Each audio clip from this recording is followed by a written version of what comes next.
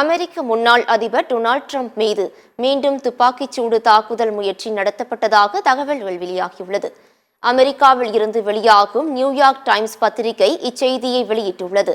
புளோரிடாவில் west bomb கடற்கரை அருகே உள்ள ட்ரம்புக்கு சொந்தமான கோல் மைதானத்துக்கு வெளியே இந்த துப்பாக்கிச்சூடு சம்பவம் நிகழ்ந்துள்ளது. அப்போது ட்ரம்ப் அந்த மைதானத்தில் இருந்துள்ளார்.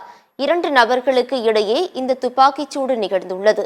ட்ரம்பை குறிவைத்து இந்த தாக்குதல் நடத்தப்படவில்லை என்ற போதும் அவர் உடனடியாக பாதுகாப்பான இடத்துக்கு அழைத்து செல்லப்பட்டார் என்று தெரிவிக்கப்பட்டுள்ளது. முன்னதாக கடந்த ஜூலை மாதம் பென்சில்வேனியாவில் தேர்தல் பிரச்சாரத்தின் போது ட்ரம்ப் மீது துப்பாக்கிச்சூடு நடத்தப்பட்டது. இதில் அவருடைய வலது காதில் காயம் ஏற்பட்டது. தற்போது 2வது முறையாக நடைபெற்ற இந்த துப்பாக்கி சூட்டால் பெரும் பரபரப்பு ஏற்பட்டுள்ளது. வரும் நவம்பர் மாதம் நடைபெறவுள்ள அதிபர் தேர்தலில் குடியரசுக் கட்சி சார்பில் அதிபர் பதவிக்கு ட்ரம்ப் போட்டியிடுவது குறிப்பிடத்தக்கது.